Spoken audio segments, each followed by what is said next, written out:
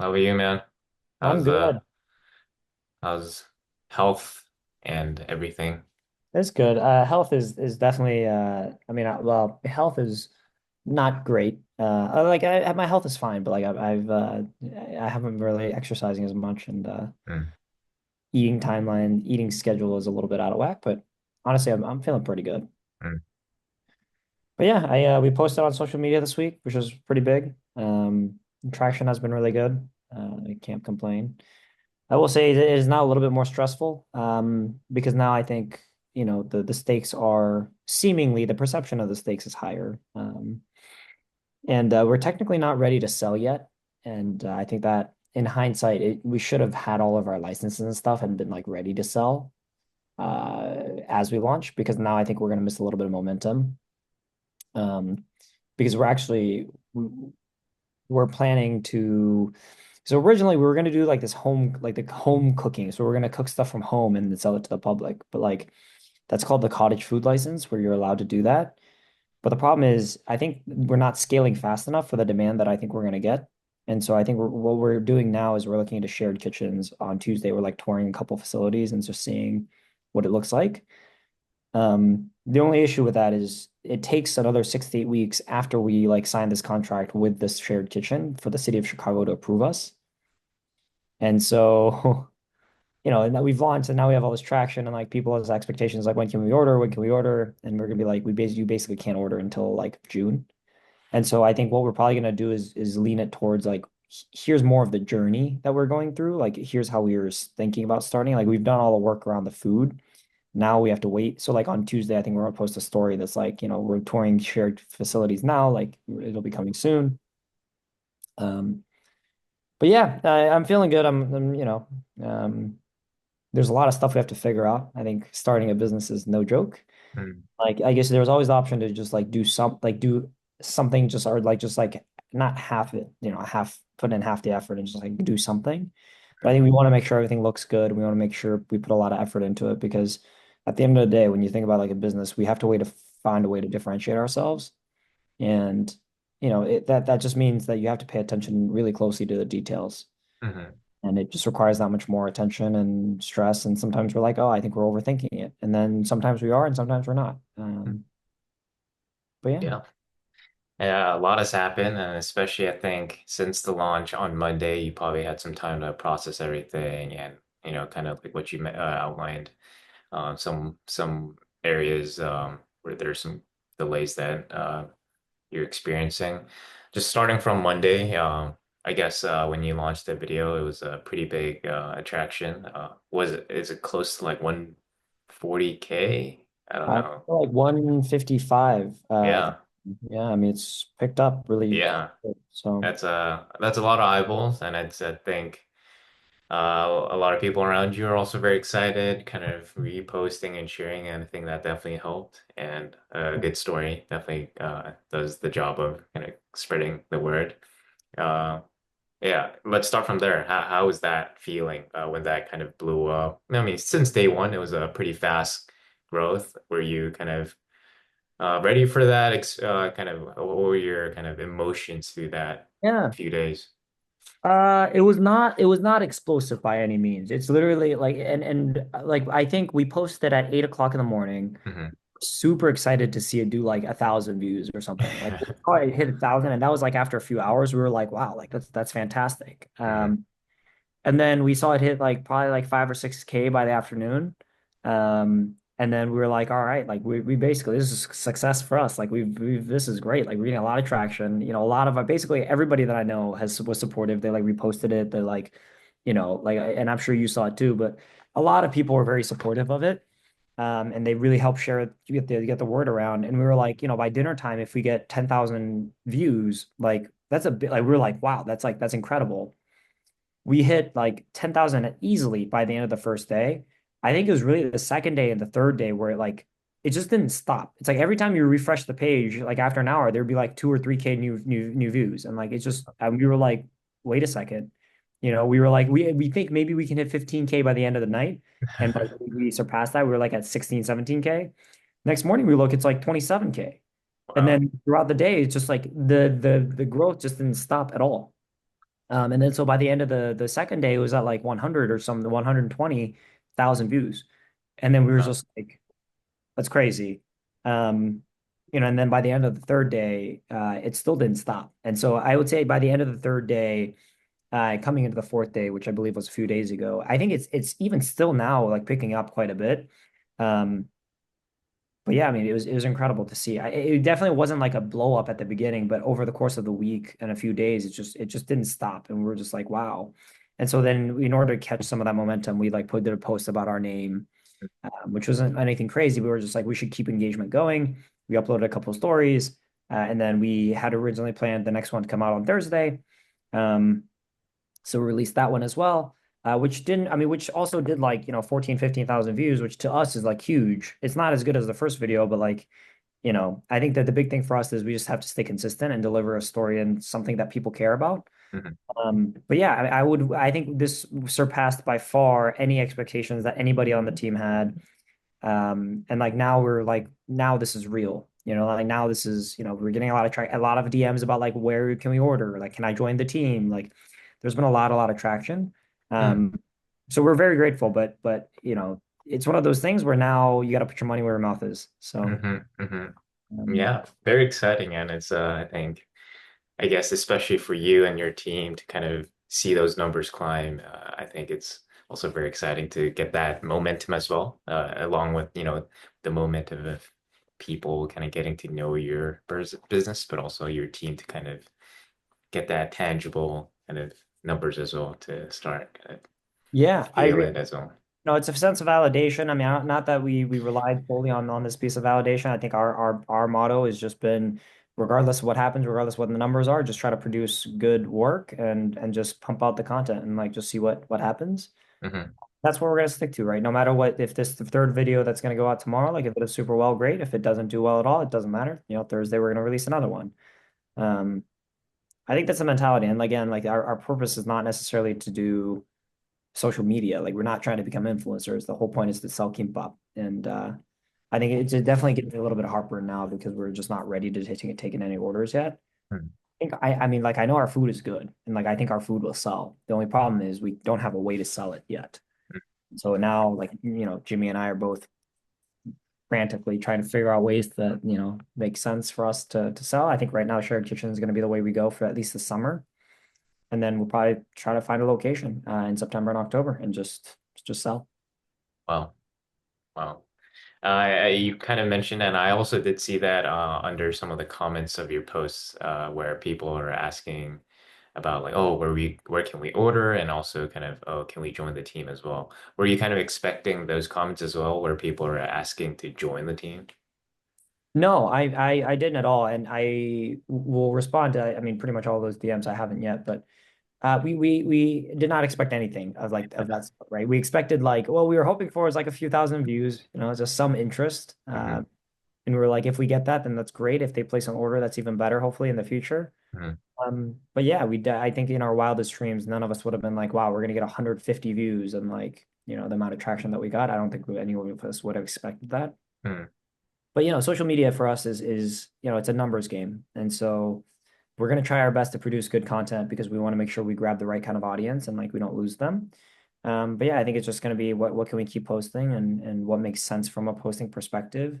Um, but certainly the reactions have been pretty much like 99% positive. And so, yeah, what can you ask? What more can you ask for, right? Like from a marketing perspective, I think we were always confident. And I think I said, I don't know what I said last week, and this is why this series I think is gonna be great. But like I think I was pretty stressed out last week about like, okay, now we're really putting our name out there. Now that we've started, we can't stop. So even for our team, for as much as we're happy that we're doing really well, it's like the work doesn't stop for us. In fact, we are now there's a little higher bar of standards because we know people are gonna watch it, right? Like this next video that we're gonna put, the expectation, and maybe it doesn't do it at all, but like the expectation is at least that it's gonna get 1,000 views, which to us is big. Hmm. So now that we have that guarantee, now every video that we put out, I'm very, very detail oriented about making sure it's like good. Hmm. At a certain point, right? Like once we move over to like actually producing K-pop, that will be more important. But like for right now, because we can't sell, we're still doing a lot of testing, but like a lot Hmm. of our focus is on the content. And also Hmm. because none of us are like, we're not content creators full time. So this is new for us. and we're just figuring out what works and what doesn't. Um, so I'm learning to give myself and the team a little bit of grace, Mhm. when we make mistakes and we learn from them. But yeah, it's tough. Social media is tough. I mean, I know I don't know I'm sure people don't think it's easy anymore, but like it's really content ideation to like thinking about what kind of hook you want to use, to think about what clips you need, to think about how much time you need to edit it. And then if somebody else edits, then you give, feedback how many iterations it's going to take. Then putting on captions at the end, think about what music you want to overlay, right? Um, there's always the easier way out in which you just like do either one full take of like, then just upload that, or you do some sort of really memey, super short style videos, which I'm Mhm. going to toss in, like we're going to throw in pieces of that later. Mhm. But for now, the first few that we had planned at least are going to be more like a little bit more on the serious side about like, here's what we're doing and here's what it looks like. Mhm. So the production, I will say, is very tiring. And Mhm. honestly, we're asking a lot from the team that, they're basically volunteering their time to help us. So Yeah.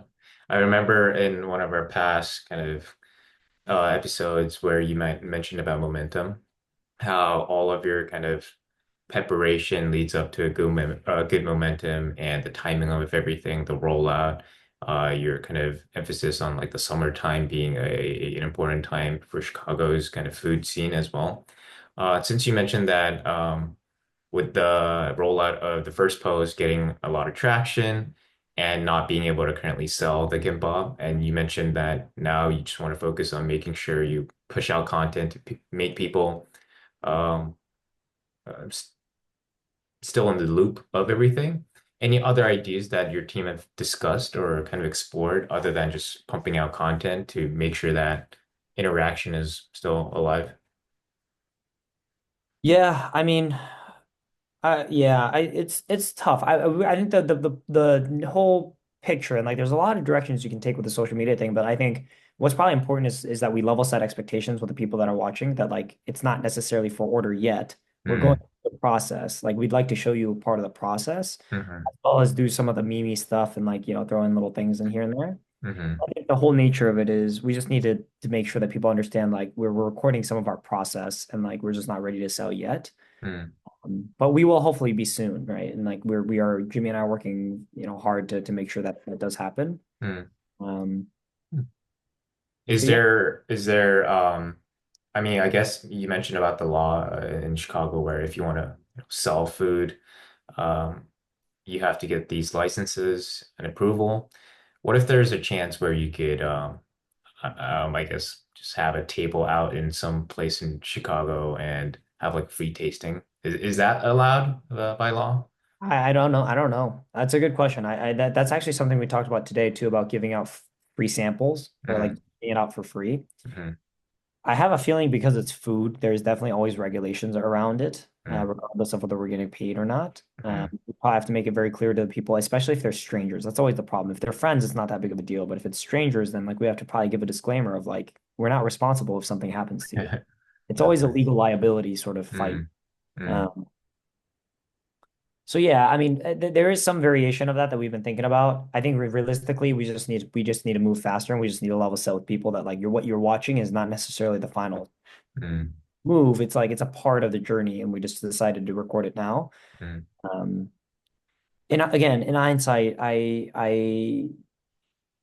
think we probably should have waited until we had the licenses. But like for me, and I guess this is sort of a fault of mine, but I always want to be moving, right? There has to be direction and there has to be movement towards that direction. mm, And like this social media thing, it's like at a certain point, if you don't post, you just don't ever learn, right? It's like if you don't post, you don't know what does well. So it doesn't matter if you have 10 videos lined up. What if you find all 10 of them are terrible and like they don't get anything? And then you're like, oh, well, that's all the preparation that I've done. And then you're back to square zero, right? So it's like for us, it's one of those things where you just have to do it and like mm. learn from it and then try something else. Yeah.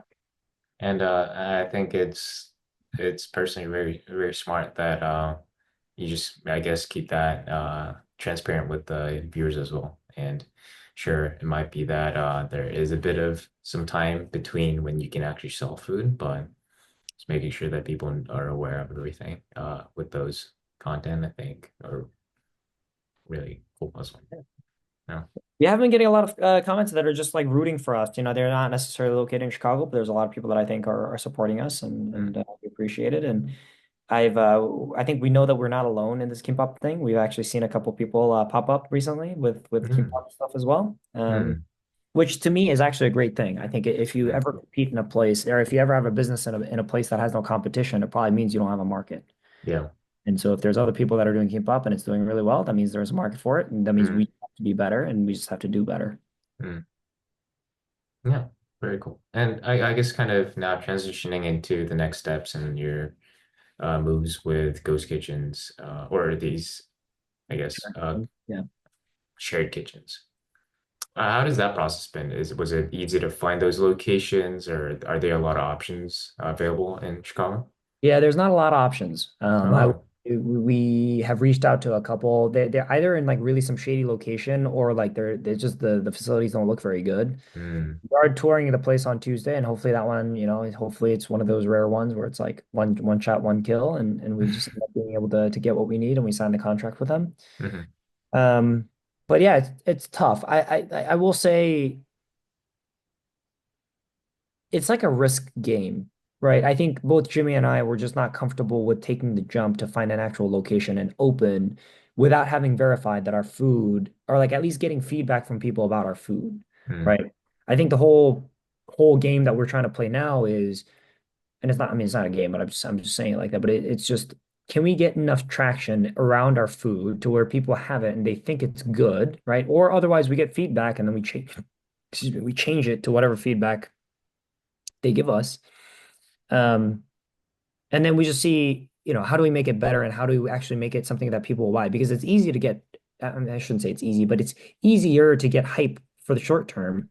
To last a long time in this restaurant industry, I think is very inherently different than just being like a TikTok trend over, you know, a few months or something. mm, yeah. And since I'm not too educated in this area, do, if you are able to make your food in a shared kitchen, does that mean you don't need the cottage license to No, sell? that's exactly right. So we would Ah, a cottage because we wouldn't be making it from home anymore. We would be making it from a commercial kitchen. mm, It's just like a commercial kitchen. It's like a place where they have like multiple kitchens just inside and everything is licensed and ready to go. And mm, then we just basically need a shared kitchen user license saying that we are allowed to use those, mm, like a description of obviously all of our food and like, you know, and things like that. mm. And how does that look usually from your past kind of visits?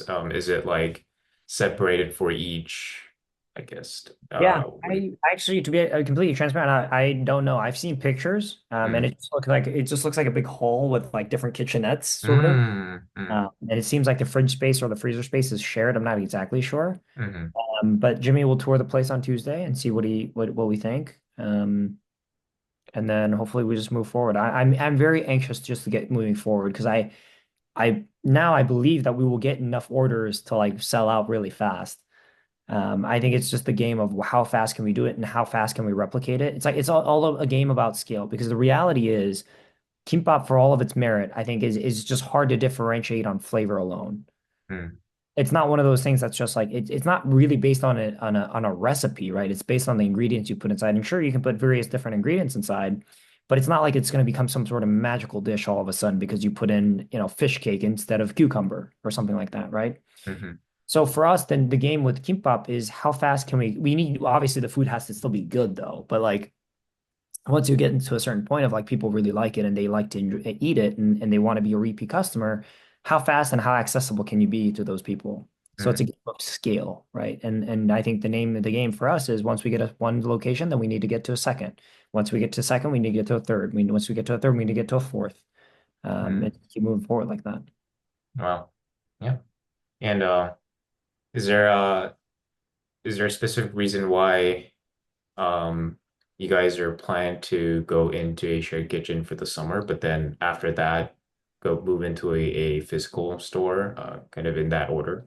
Yeah, so this summer for us is going to be like a testing phase, Hmm. right? Because we've never done this before, and so we don't really know what we're doing. So I think we want to give ourselves a little bit of leeway with the time. Hmm. The kitchen is nice because we don't own any of that equipment. We rent it out, And Mm. so there's no, from a capital investment perspective, we're not investing the money to buy all that equipment, which we would have to Mhm. do later down the road. Yep.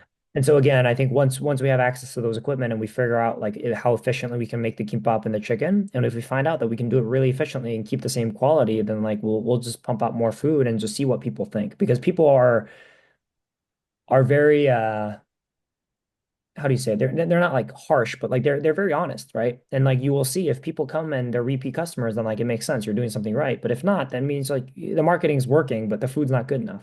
Mhm. Mm.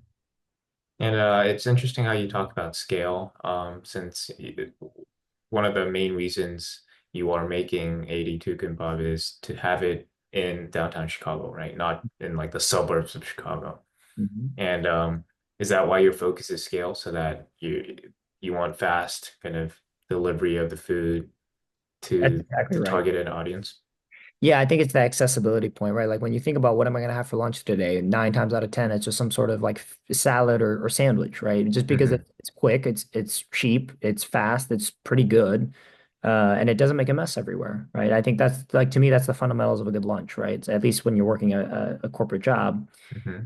So I want to capture those elements, and just make sure that the people that we're catering to, um, have it where they want it. And so for us, that means that you need to be close, so that those people are like the first thing they think about is like, oh, I have 5 minutes. This is close to me and it's good enough. I'm going to go there. And Hmm. then the thing about scale after that is we want to keep that accessibility up, right? So that means that if our if our demographics can include students, then like maybe we go near schools, right? Because no student is going to drive anywhere; they're going to walk everywhere. So that means that they have to be close within the campus. Hmm. So like that's the mentality, I think. Hmm. There's also another path where maybe we go into grocery stores, right? Because like kimbap Hmm. is being sold in grocery stores, and so maybe we try to find a way in, sort of how Snow Fox did it. Hmm. You know, Hmm. I don't really know what the direction is, but again, I think that's one of those things where we just have to figure it out as we go of like what do people want and like from a business perspective, what actually makes sense. Hmm. Makes sense. Yeah. I guess, this is a decision to make far in the future, but do you see a world where you might just be fully operating in different in these shared kitchens, or? No, I think we need, for the branding purposes and for the whole thing around marketing, we need to have a brand and we need to Mm. make sure that people know about our brand. And so we Hmm. need to have physical locations that have all of our signs. We Mm. need to make sure we do the branding right. And so we won't ever do, I think ghost kitchen's even out of the question for us. Like we won't do a ghost kitchen Mm. because a shared kitchen is technically different because a ghost kitchen you're using is another business's kitchen. A Yeah. shared kitchen is like it's not anybody's. You can just rent it out and use Mm. it to sell commercially made food. So it's not for us, it's not necessarily that like it might make more sense from like a cost perspective to do ghost kitchens, but I think it's just not where we want to Mm. be. Mm. Mm. Yeah. Because recently I've been looking into restaurant chains like Chipotle and all these Sweet Greens and these companies trying to locate near these business office locations, and looking at their financials, like they're incurring a lot of costs for just fighting for those prime locations, since that's a huge part of it. So that's where my like question stemmed from, since Yeah, there's a huge competition just for these places alone. And yeah, then I guess these, space owners have pretty difficult contracts that are, yeah. The good for landowner, them. yeah. So, Yeah. yeah. No, I agree. Well, and we'll see. I mean, maybe there's a reason why nobody likes to be in downtown because it costs so much. We'll Hmm. see. Hmm. And just curious though, are there spaces in downtown areas still being filled? Like for example, I know in SF downtown, Yeah. there's quite a lot of empty spaces or even buildings. I guess it's kind of getting back in recently, but is that the vibe in Chicago? I would say that I think there's a quite a few that's empty, especially these retail Mm. locations. I'm assuming they're expensive, and so some large chain that can afford them can come in. It's not going to be like some local mom and pop shop can afford to be there. Hmm. What I'm hoping for is that we find a location that's small enough that like we can actually afford it for a while. Mm. And then, if we have a storefront and we just find that it's just too expensive, we can't make it work, then, we need to do something, right? That's business. There's continually things that you have to do to innovate, to improve. Otherwise, you won't make it. Mm. Yeah. think that's why, as you mentioned, like traction, testing if people actually like the food, will they, buy kimbap over maybe other sandwiches or salads? Is that like, I guess testing that hypothesis, I Yeah, guess is exactly. where you're in that stage right now. Yeah, exactly. Because I think we have a sense, and I think it's a pretty good sense of what's going to work and what's good, and objectively like what people are going to like. I think the whole point though is like now you have to go out and prove it. Like, even with the social media thing, I was like I was pretty confident we would do well, but Mm, like I didn't know we would do this well, you know. But I was like, I'm sure we can get some traction. I feel like the story is interesting. I feel like the appeal is there, and like people who like kimbap are going to be really happy about this. So. mhm. And has anything changed um, in any areas? Yeah, I would say a lot has changed. Now the stakes are real, right? They're not like, and what I mean by real is like expectations are real. Now people Mm. know I'm on the board pretty much. There's also people that are like in business, right? That are looking at us. And it's not just people that are our friends. It's complete strangers that could be investors one day, that could be competitors one day. Like Mm, they're looking at our stuff and being like, okay, here's what they're doing. mm, A lot of point of reference that we were using from other small businesses that, it's like a similar story of like I quit my job and like I'm starting the same thing full time.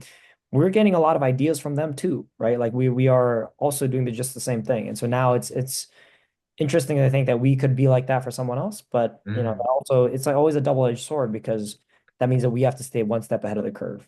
mm. Any new kind of learnings or advices that you've been hearing with the ramp up? Yeah, I mean, first off, though, I think on TikTok, one of the most popular comments has been don't overprice it.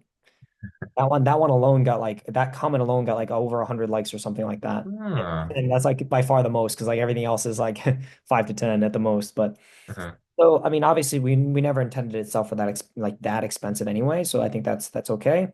Um, but no, I think it's just this thing about like you need to be ready to sell just in case you should always be prepared for rain. Meaning like you should in case it rains and it poured, like you were ready for it. Mm, I thought we were ready for it, but in reality, we're not. And so now we're basically starting from ground zero and like just trying to find a way in to actually make this product for us. mm. What's been the most kind of helpful, I guess, maybe advice, person, or teachings that have been important in your decision makings recently? Yeah,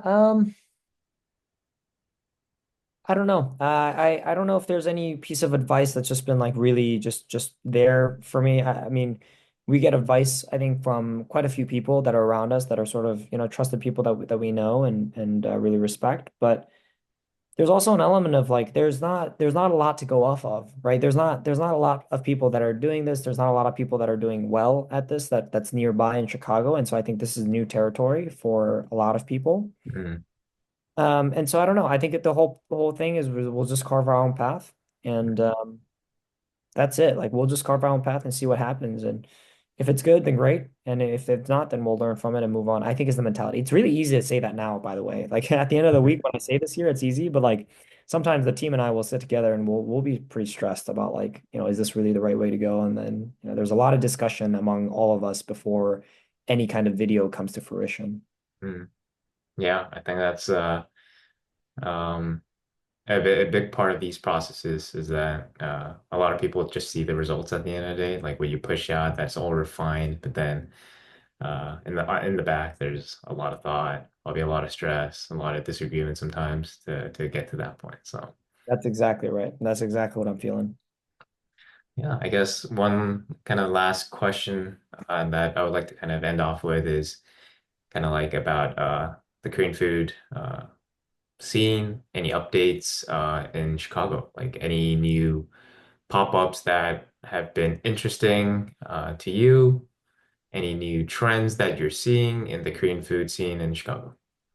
Yeah, I mean, I will say it does seem that there's a lot of attention. It does seem now maybe I'm just more attuned to it, but like I see a lot of Korean stores that are popping up, and Mm. like this pop competitor that I was aware of today, um and so I think I'm just becoming more aware of them. They're Mm. still not big enough for like the most of the public to actually know about. But like it's definitely up and coming. I think there's a market here. And I work at Mr. Tiger, with the Korean restaurant, and they're getting busier every week. And like every week has basically been, really, really good. And there's been a lot of people. And so it just goes to show, like, I think there is something there. And so Yeah, I exciting, will do exciting it. times. Well, Thanks, Michael. Congrats on the launch this week, and looking forward to the new posts for the upcoming week as well. sounds good, man. Thank you very much. All right, we'll see you next week. Yeah.